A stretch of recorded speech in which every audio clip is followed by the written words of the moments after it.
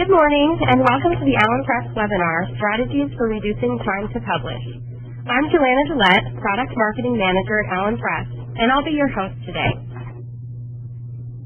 On your screen, you should see some general information about participating in the webinar. I'm going to go over a few of these items very quickly before we get started. Our presenter will be answering questions at the end of the webinar. If you do have questions, please use the chat function of WebEx to direct questions to the webinar host, which is me, during the presentation. We're using voice over IP technology to broadcast the audio for today's webinar, so please make sure you have the volume turned up on your PC if you're having trouble hearing. Voice over IP quality may vary depending on network traffic today, so if you are having trouble hearing, please call in to listen to the webinar over our conference line. The toll-free number and participant passcode for the conference line are listed next to the green telephone icon on this slide. If you do call into the conference line, please be sure to mute your telephone. You can continue the conversation with us and your fellow attendees after the webinar using the Discussions tab of the Allen Press Facebook page.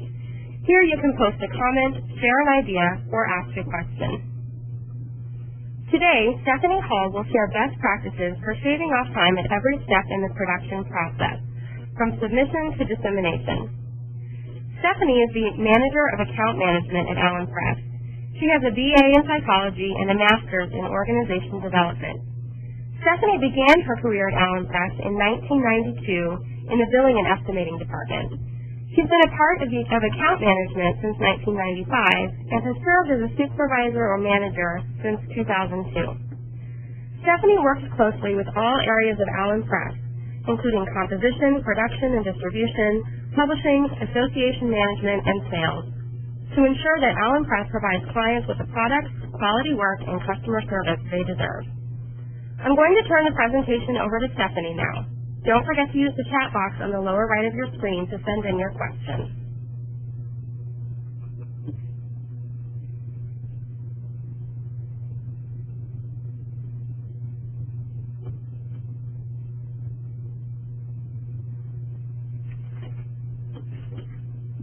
Good morning, everyone, or good afternoon if you're on the East Coast. Thank you for joining us today.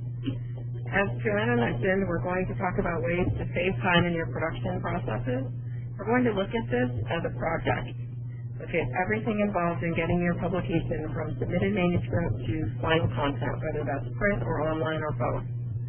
As part of that, we're going to consider the people involved, the editorial office, the editors, reviewers, authors, your society, culture, your journal reputation. We're also going to look at the processes, procedures, and systems that are involved. And finally, we're going to talk about tools and methods, workflows, and maybe some online programs that you could be using. So to begin with, anytime you're thinking about rearranging your workflow, you should really be clear about what your goal is. Is it simply to get content online faster, or is it to get the final version of an article published faster? What are you willing to sacrifice to reach that goal? The answers are going to be different for everyone, maybe even different for the same journal, for different journals at the same publisher. But some will answer that by saying they could sacrifice copy editing, others give up print. As I said, it will be different for everyone, and you need to think about what's important for your publication. You also need to consider whether quality or time is more important for you, and how you look at authors and reviewers. Do you think of your authors as suppliers or customers? If you are experiencing a drop in submissions, you may be more likely to spend time working with an author who didn't follow your submission guidelines than someone on a publication who has, a surplus of submissions would be. Are your reviewers valued or are they tolerated? You really need to consider how they are thought of for your publication. When you're thinking about the processes and procedures and the systems that you use, you need to look at where your bottlenecks are. Consider, where does your process add value and where are you merely adding time? Why do you do things the way that you do them? If your process looks a bit like this graphic, then you have lots of room for improvement. You also want to consider the instructions you're providing to your authors and to your reviewers. How firmly do you hold authors to them? Are they clear and understandable and concise? For your reviewer instructions, how do you evaluate reviewers? And are you using online systems? And do your instructions align with your compositor's requirements or your peer-reviewed provider's requirements? If they don't, you definitely want to make sure that you change them so they do. As Einstein said, everything should be made as simple as possible, but not simpler. We all know there are a lot of moving parts to publishing, especially in the STM world. We need to be extra vigilant about keeping our processes as simple as possible. We want to keep this in mind as we move to talking about tools. We want to make sure that you choose tools that make your workflow more efficient, not more complicated. So the tools and techniques and methodologies that we're going to look at today, we're going to talk about publication models, production tracking, peer review, copy editing, paging, artwork, proofs and revisions, and finally manufacturing. This is where we're going to spend the rest of our time today. As always, life is a balancing act. The general rule is that you can have things fast and good, or good and cheap, but that getting a good schedule and a good price and good quality is sometimes difficult to do. I'm going to start by talking about some publication models. Issue by issue I've listed here, but we're really not going to talk about that today because that's the traditional way of doing things and it doesn't really reduce your time to publication. We're going to spend time talking about preprints, the way they're handled at various stages, and then we're going to talk about a couple of different article-by-article workflows that can be known by various names. We all know preprints. There are many ways of handling preprints, and almost each one has its own name. These are just a few of the ones we could think of. In general, preprints, the more quickly a preprint is posted, the lower the quality of that file. The longer the time spent cleaning up that file, the higher the quality, but then the closer you are to posting a final version. So the first model we're going to talk about today is the fastest one. It's posting a PDF of the accepted manuscript. There's very little time and effort required in the editorial office to do this. You can have a file online within days of acceptance. It's not assigned to a volume and issue, so you're not obligated to publishing a final version at a certain time. And it is a citable reference. Things you need to consider with this model: the cost. There will be likely a cost for whoever is posting that file for you, whether it's your online hosting provider or your peer review provider. There's a pretty good likelihood that the content will be posted with some typographical errors. We all know authors often misspell their own names and their co-authors' names. You also need to consider, English as a second language authors. You also really need to think about the importance of stylistic differences between the preprint and the final version. If you're going to publish it like this and it's going to be out there and citable, just how strongly do you want to enforce a style later? Just remember that figure and table placement will be as they are in the manuscript, which is generally at the very bottom. They won't be near their call-out. And then you want to think about the amount of time to publication of the final version. Is the difference long enough to justify doing a preprint? And again, you also need to consider the fact that this is citable. Are you okay with this version being out there as an official version?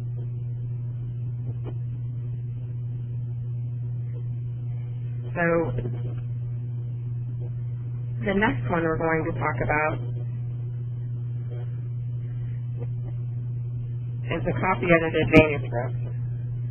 If you want to consider, the benefits of this are, again, it can be online very quickly. It will be online generally within weeks of acceptance. Less likely to publish with basic errors. It's not assigned to a volume and issue. Again, you're not tied to something later. Things to consider with this, again, you always have to consider cost. In this model, though, the content will have been copy edited, but probably not reviewed by the author, and it might include queries. And finally, you always want to consider the amount of time from the publication of the preprint to that of the final version, and make sure that you're not spending time doing the preprint that you would be better served just getting the final version up.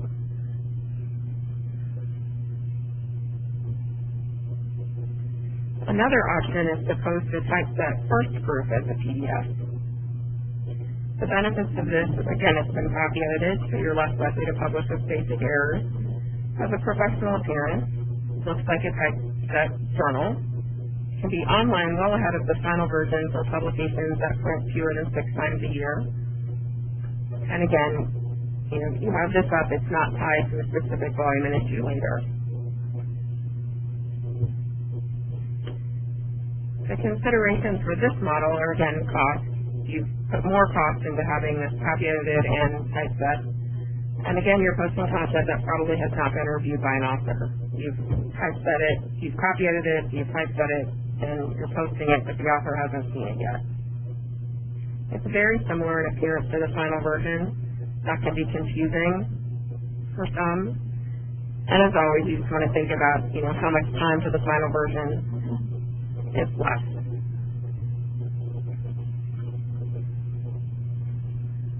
The last preprint model that we're going to discuss today is the typeset revised proof PDF. This will have been reviewed by the author prior to posting. Again, it's a professional appearance, it's been typeset and quality checked by your compositor. And if you're publishing fewer than 4 times a year, this is still going to get your content out there much earlier.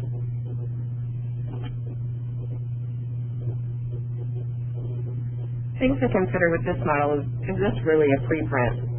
And are you duplicating a lot of effort? If the only difference between this and the final version is, page numbers, maybe a few heading changes, you might want to consider just skipping preprints and going to one of the workflows that we'll discuss next. And as always, cost and the amount of time to publication for the final version are things you want to keep in mind. This is just a quick summary showing you which types are, all the preprint models we discussed are citable. They've all been peer reviewed. Some have been copy edited, some typeset, and some author approved. These slides will be available online later. You can look back at this in case you find it helpful. Now let's move on and we'll talk about some workflows. The first one we're going to talk about is what I call a modified article-by-article workflow. The articles may move through copy editing and the composition process alone or in fairly small batches. Publish online at designated times. Sometimes it's weekly. If you don't have a lot of content, it might be monthly. Content is not grouped by topic, but instead is grouped by what is ready. You publish in order of, the manuscript has been accepted and it's been copy edited, the author has reviewed it, and it's ready to go, it goes. You don't hold up something waiting for, another article of that same type. It evens out your workload. You're processing things on a steady basis rather than holding something for a month and doing it all at once. Generally seems to work best for those that publish 4 to 12 issues per year. It works for journals that have a fairly low amount of content as well as those who have fairly high amounts of content. And depending on how often you publish, you can get your final content online weeks or even months faster than in a traditional workflow. If you are currently doing a print journal and you group your articles by topic, so your table of contents flows not just in chronological order but also in topic order, you might want to consider, if you move to something like this, that you would print a chronological table of contents as well as one that organizes things by category so that authors or readers can find things easily.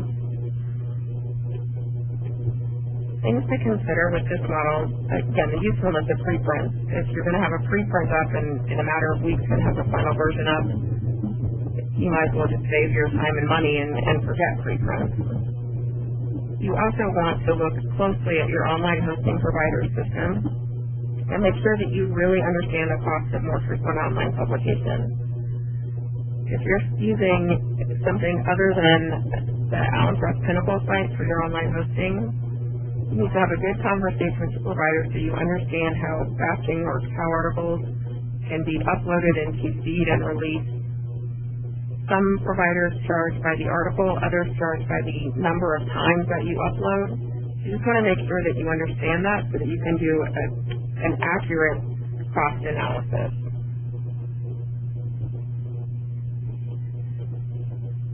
The next workflow we'll discuss is what I call a true article by article. In this, every article moves through on its own. There's really no chance that a problem with one article is ever going to hold up something, another article. They move through copy editing and composition individually. They're published online if they're ready. Again, it's the final version. It's not a preprint. This really works best for online-only publications, or for those who the online journal is their primary publication and the print is almost an afterthought. It works well for those that have very high amounts of content as well as those that have very low amounts of content. And depending on, if you're currently only printing one issue per year, you could have your content up there a year early when you would normally print it. If you have a lot of content and do traditional issues, but the most common method seems to be to open the issue on the first working day of the month and close it on the last working day of the month. If you have very little content, you might just be doing one issue per volume, in which case you could open a new issue on the first working day of the year and close it on the last working day of the year. Things to consider for this particular model are efficiency. There are some economies of scale, not just in price, but just in your daily work. If you're copy editing, you gain momentum if you're copy editing 3 or 4 articles at a time rather than doing one, stopping, having to come back later and do one more. You also want to give good thought to how your page numbering is going to work. If you're an online-only journal, you might drop page numbers and use article numbers or some kind of e-locator ID. Just have every article start on page 1. Again, the usefulness of preprints. If you're publishing final content, weekly, how useful are preprints?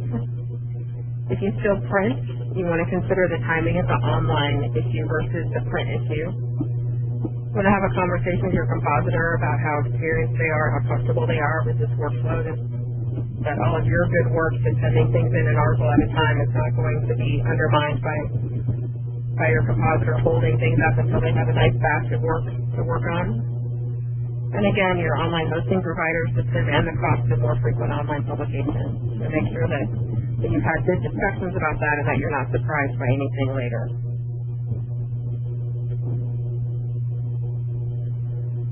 Now we'll move on to talking about some other tools that you can consider. In talking about peer review, you want to make sure that you have clearly defined expectations for both your authors and the reviewers. You want to make sure you pick the right reviewer the first time.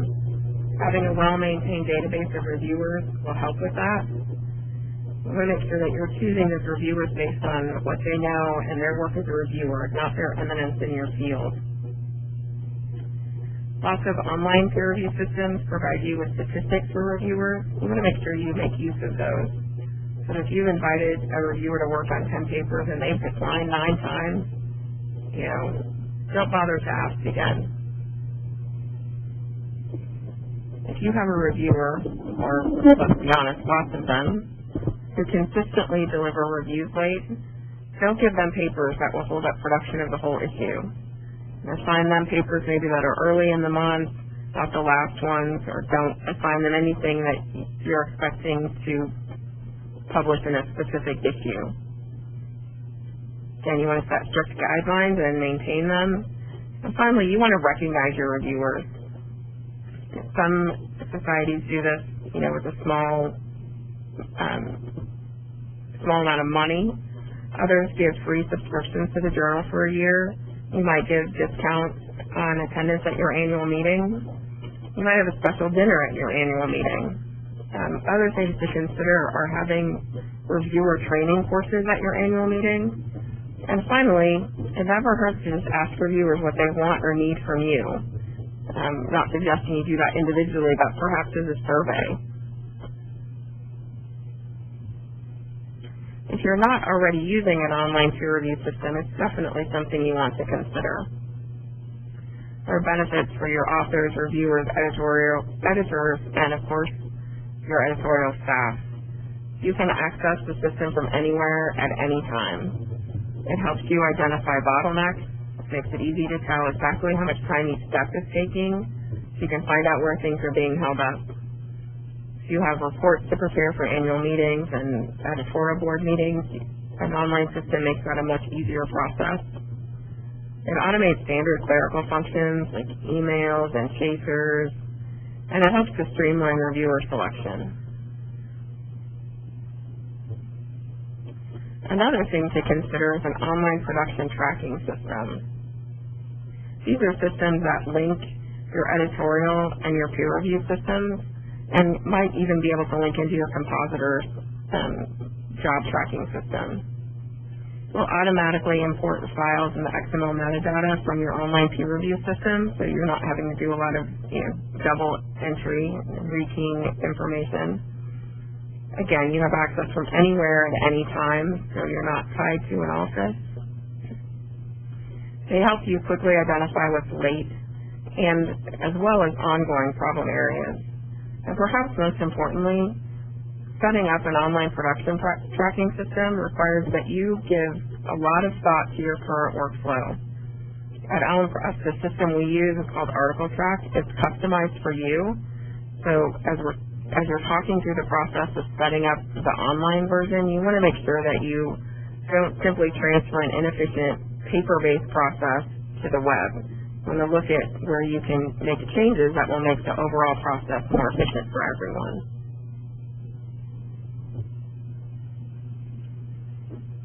Free editing is also something to consider. It can save quite a bit of time, and it cleans the author's files to a standard format. Gives the copy editors the ability to just focus on the content because the computer program has taken care of repeatable tasks, supplied journal-specific style points. It can handle some applying of paging layout based on the type of article that's being worked on. We'll validate references and in-text citations, which can save copy editors a lot of time. You need to remember it's a computer program, so it's a set of rules. It's looking for pattern matching. It's not human intelligence, so if a high quality level of copy editing is important to you, you would still want to have a human copy editor read the article, but they can focus on content and not be distracted by things that an automated program can take care of. In terms of copy editing, you want to make sure you're maintaining a style sheet. You want to review it each year, probably in late summer, early fall, so that if you want to make changes, you can implement them for the upcoming volume. And make sure that you identify what your contractors and copy editors are taking care of so that you're not doing duplicate work.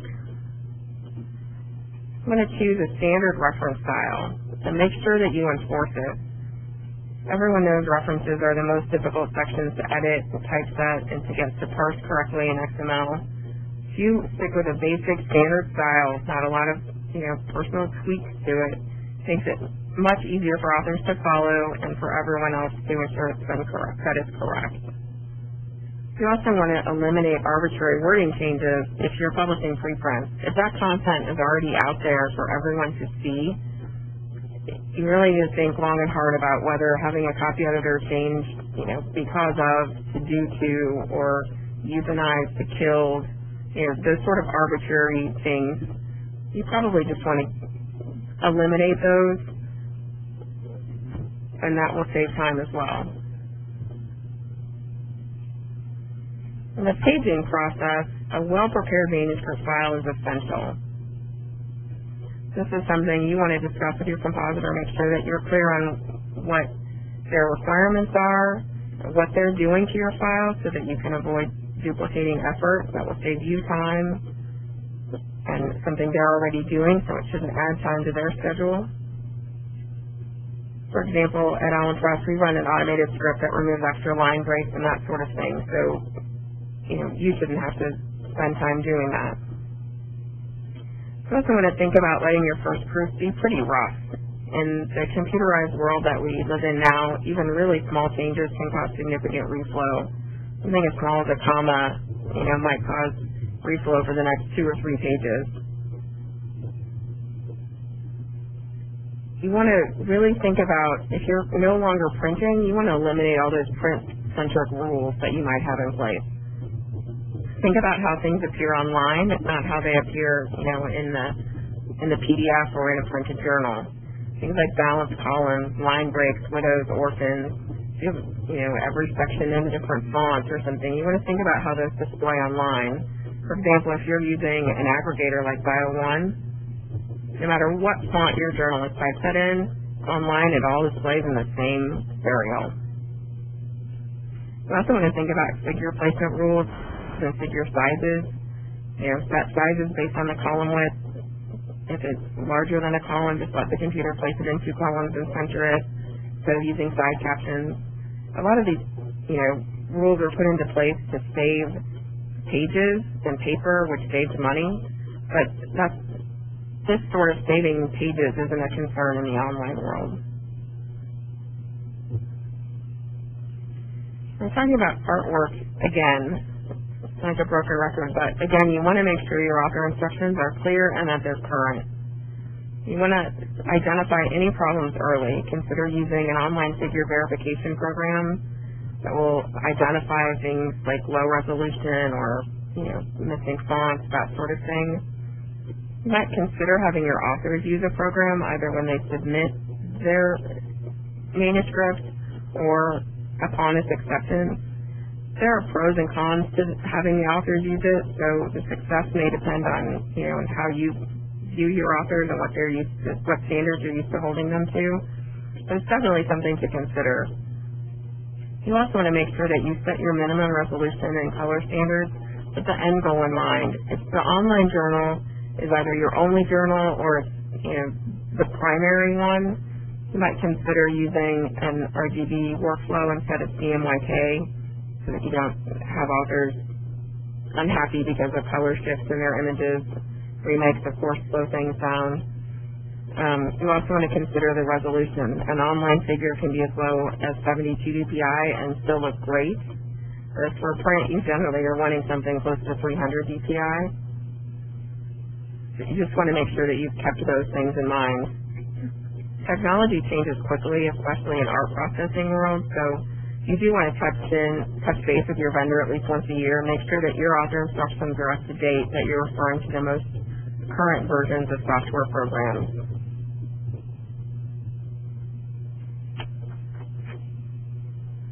So moving to talking about proofs and revisions, this is probably something all of you are doing, but you do want to distribute your proofs electronically. Consider FTP or email. Or if you're using a production tracking system, that's the best way to do it. For email, you definitely want to be prepared for limits of file size, university firewalls. Make sure that you plan ahead for how you can work around those things. Again, this is really basic, but you want to set a deadline for authors. We all know that things don't get done if they don't have a due date assigned to them. Corrections are inevitable, but you want to limit authors to corrections. Don't let them just making lots of changes. Limit them to correcting things that, are truly wrong. When you're returning your proofs for revisions, using annotated PDFs is really the standard these days.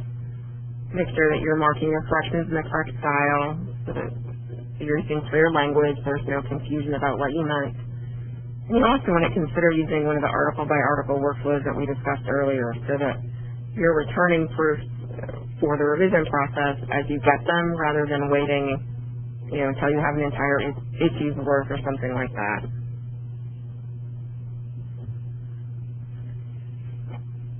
Finally, we're talking about manufacturing for all of those of you who do still print, and we appreciate those of you who print. We have presses we like to keep running. You want to make sure that you really understand how your printer schedules work. Some will offer you a number of working days, and it really doesn't matter when you get your materials to them. They promise you a 10-day schedule. When you get your materials to them, it's going to take 10 days to get it done. Others schedule by a certain date. They give you a date that your files are due, and if you miss that date, you get whatever's left over. So if you are working with that kind of a printer, you want to make sure you always hit your submission date. Generally, the steps on here are not steps that will shorten that schedule. They will just make it possible for your printer to meet the schedule that they promised you. If they have online uploading and proofing systems available, you want to make sure you're using those. If you have lots of inserts or other materials to mail with your publication, make sure they arrive at your printer in plenty of time. Nobody wants bound books sitting around waiting on, a brochure to arrive so that they can be mailed. Provide your print order and your mailing list file on time. If you have a special situation where you need certain materials for a meeting or a special shipment, just discuss that with your account manager in advance. A lot of special requests can be accommodated if they're just discussed early enough in the process. So just to kind of summarize and conclude what we've talked about today, when you're looking to reduce time in your production schedule, it's important to think about what you really want to do. What are your goals? Define them clearly. Identify what's important to your organization. Is it time or quality or both? Choose the strategies that work for your publication. It won't be the same answer for everyone. And make sure that you consider how it affects the authors, reviewers, editors, and your editorial staff. And then collaborate with your vendors to implement those solutions. My final thought for the day, a quote from William Penn: "Time is what we want most, but what we use worst." I hope that today I've given you at least a few strategies you can consider implementing that will help you reduce the amount of time it takes to publish your content, so your final versions can be out there for the public in a timely manner. Thank you. Great. Thanks, Stephanie. It looks like we actually do have quite a few questions, so we will go ahead and get started with those. And if you do have, questions, go ahead and feel free to continue chatting those in as we move through the questions that we've already received. So first, our first question was about preprints. And the question was, if a preprint is online and cited already, then do you really have to leave that version of the article up online, or should you replace it, with the final version, and should you assign the same DOI or a different DOI? Yes, you should replace it with the final version, and it should have the same DOI as the original. Okay, next, somebody wanted to know if Allen Press has a generic set of instructions for reviewers. Unfortunately, I don't believe we have a generic set, but we would be happy to work with you to create some. I think we could certainly look at the various instructions we have available to review and help you create something that would work for you. Yeah, everybody's workflow is a little bit different. So, next question, do you have some examples of pre-editing software? And kind of related to that, we had another question about pre-editing, asking if we recommend File Cleaner or some other commercial program, or just building your own system. So, well, I'm not sure I'd recommend building your own system. That can take a lot of time. So unless you're pretty tech savvy, I think I would try and work with someone. And unfortunately, I'm not the one to ask about other programs like File Cleaner. I don't know, Joanna, if you have. I'm not real familiar. Mostly we would suggest our own product. Which has the lovely name of being the pre-editing tool. It's very catchy. Other compositors, competitors that we come up against in the marketplace have their own versions as well. Typically, the way those work is that, ours, there are thousands and thousands of rules built into it. We work with you to select the rules that are appropriate for your journal style. Then, as manuscripts are submitted, they come to us. We run the pre-editing program. And depending on the rest of your workflow, we either send it back to you at that point so you can review it and continue with copy editing. If we're doing the copy editing for you, we would just move straight from pre-editing to copy editing. So there's a lot of flexibility there, but typically the way they work is that you submit the file, someone else runs the program, and then gets it back to you. Okay. We also had a question about production tracking, and this is kind of a twofold question. One, does AllenTrack, that's one of our peer review systems here at AllenTrack, does AllenTrack support production tracking, or can they be connected? And then the second part of that question is, can you send out author proofs through the production tracking software? I'm going to start with the second part first. Yes, absolutely. You can use the production tracking system to deliver author proofs. That's really secure, and it helps you keep track then of when they've been sent, when an author maybe logged in to look at them. You have an audit trail, and the entire history for that article is located in one place, so that's a great feature. In terms of AllenTrack supporting production tracking, yes, they do. I believe they have their own program, but they will also, if you work with a different vendor for that, they will set up an export for you from the AllenTrack program into whatever production tracking software you're using. Right. So for article track here at AllenTrack, we have an export from AllenTrack or from PeerTrack to work with that software. It is an add-on to the software, so we can set up that export. So another question, Stephanie, could you clarify the difference between the modified article by article and true article by article publication model? The modified one, there's usually some point where things kind of collect into a batch, whether that's when at the time when author corrections come in, or perhaps you only post content online, once a week or every other week. So at some point, you have some articles waiting on other articles to catch up to them, and then you do the same thing to that batch of articles. In a true article-by-article workflow, there's no collection point, if you will. Everything just keeps moving. And again, this is one of the things you want to make sure you talk to your online hosting provider about. Make sure you understand the ramifications of that in terms of how the upload and QC process works, and in terms of how they're going to bill you. If you are posting one article in the morning, another article in the afternoon, maybe 3 more the next morning, is the charge for that different than if you just posted 5 of them all at once? And this is a great question. For a startup journal, considering an article-by-article workflow, would you suggest waiting to have a large number of articles, like maybe 10, before beginning to publish? Would it look weird if there was just one article? I think that probably depends on if you are already publishing other journals as well. If you have other journals, you have a presence already, I think you're fine with starting with just one article. And people will, based on their knowledge of your group already, will know that more are coming, and getting it up there, getting one up there quickly might give you momentum. If it really is brand new, if you're a new society or haven't published in the past, then you might want to wait until you have 10 might be a bit much, but you might want to make sure that if you're publishing 3, that maybe you have 3 more in the pipeline that get published in a week or so that you don't end up with a gap of a month between articles. Great answer. Well, it looks like that's all of our questions for today. I want to thank Stephanie and also everyone out there who attended the webinar today. I hope you enjoyed the presentation and that you'll be going away with some ideas you can try out in your own office to expedite the publication of your content. We'll be sending out a brief survey that will include links to both the slides and a video of today's session. So please do take a few moments to complete the survey. We're always looking for feedback on how we can improve future webinars as well as suggestions for future topics. And don't forget, you can